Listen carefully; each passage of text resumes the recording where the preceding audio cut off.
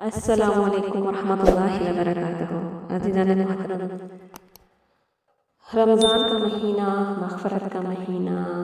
رحمتوں کا مہینہ، دعاؤں کی قبولیت کا مہینہ اپنے اختتام کو پہنچنے والا ہے، اور باقی سفرۂ خدا کی چند دن اور چند لمحات ہمارے ہاتھوں میں ہیں کہ جس سے ہم مستفید ہو سکیں۔ یقیناً یہ ضیافت اللہ، خدا کا سفرہ، خدا کی مہمانی جو خدا نے ہمیں یہ اپرچونٹی دی، اس سے ضرور آپ سب نے فائدہ اٹھایا ہوا ہوگا، اور خدا آپ کی عبادات اور آپ کے روزے اپنی بارگاہ الہی میں قبول کرے، آپ کی دعائیں، آپ کی حاجات جو ہیں وہ خدا کی بارگاہ میں قبول اور مقبول ہوں۔ اسی دعا کے ساتھ چلتے ہیں اپنے بات کی طرف۔ تو عزیزان محترم،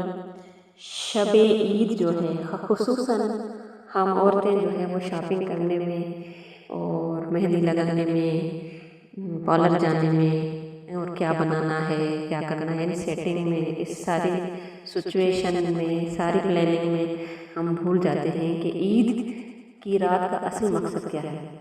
عید کی رات کا اصل مقصد یہ ہے کہ ہم خدا سے جائزہ لیں، خدا سے گفٹ لیں، جو ہم نے خدا کی بندگی کی، عبادت کی، اس کا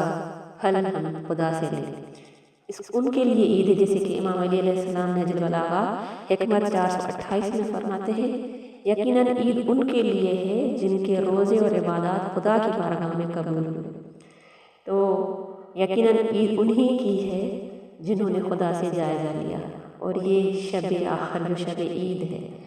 وہ شب عید ہمیں خدا کی بارگاہ میں گڑ گڑا کے اپنے گناہوں کی بخشش مانگنے کی رات ہے، اور خدا سے اپنی دعائیں قبول کروانے کی رات ہے، نہ کہ فضول کاموں میں گوانے کی رات۔ تو اس رات کو وہی اہمیت اور حاصل ہے جیسے کہ شب قدر کو حاصل ہے،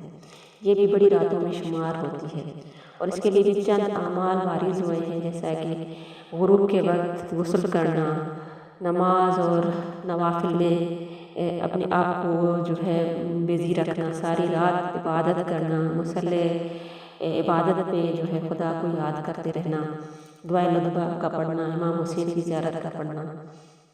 ان ساری عبادات کے ساتھ ساتھ جو مخصوص ایک نماز جس کا ذکر میں کرنا چاہوں گی، کہ جس کے بارے میں امام علی علیہ السلام نے فرمایا کہ مجھے قسم ہے اس ذات کی کہ جس کے قبضہ قانون میں میری جان ہے، کہ جو یہ نماز پڑھے گا اور خدا سے جو طلب کرے گا اس کو ضرور خدا وہ عطا کرے گا، اور اگر کسی کے گناہ ریت کے صحرا جتنے بھی ہوں تو بھی وہ معاف کر دیے جائیں گے۔ اور وہ نماز کچھ اس طرح سے ہے کہ 2 رکعت نماز ہے، الحمد کے بعد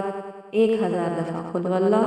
اور دوسری رکعت میں 1 دفعہ قل هو اللہ، اور دوسری ایک روایت میں ملتا ہے کہ 1000 کی جگہ 100 قل هو اللہ، لیکن یہ ہے کہ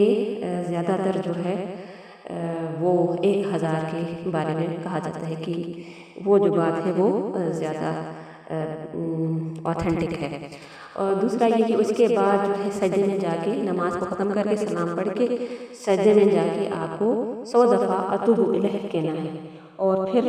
ہاتھوں کو بلند کر کے یہ دعا پڑھنی ہے، یا ظلمانی والجودی، یا ظلمانی وطولی، یا مصطفیٰ محمدن صلی اللہ علیہ وآلہ، صلی علی محمد وآلہ وفعل بھی کذا و کذا۔ اب کذا و کذا کی جگہ اپنی حاجت کو طلب کرنا ہے، اور انشاءاللہ اپنی دعاؤں میں ہمیں بھی یاد رکھیے گا۔ باقی اعمال جو ہیں جس طرح کے نور ولایت مرکز معارف اسلامی کے گروپس اور انسٹاگرام اور یوٹیوب پہ پوسٹ لگائی جائے گی۔ السلام علیکم ورحمۃ اللہ وبرکاتہ۔ تماسی دعا۔